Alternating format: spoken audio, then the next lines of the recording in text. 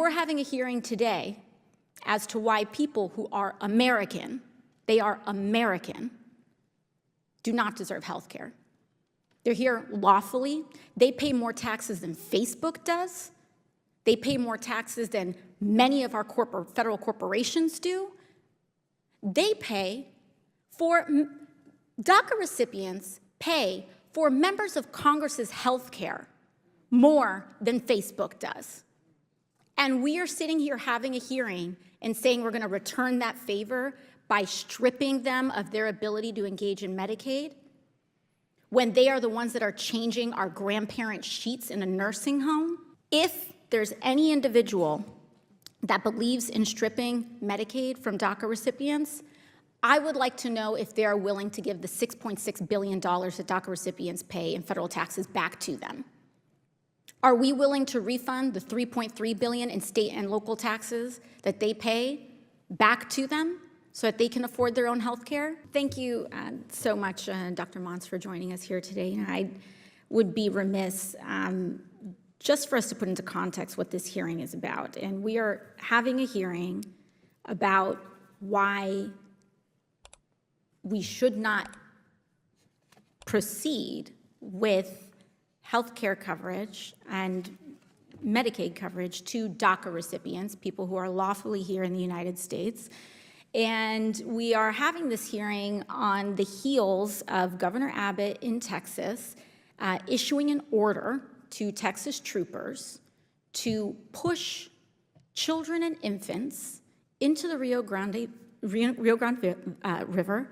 And now we're having a hearing today about why we should push people who were brought here as children off of healthcare coverage. I cannot proceed without saying that denying healthcare to anyone, I believe, is morally repugnant. But moreover, I also want to highlight a little bit of the relationship here that the United States has with DACA recipients. Dr. Mons, are you aware of how much in federal or state or local taxes that DACA recipients pay? I'm not. DACA recipients pay about $6.2 billion in federal taxes alone. They pay another $3.3 billion in state and local taxes each year.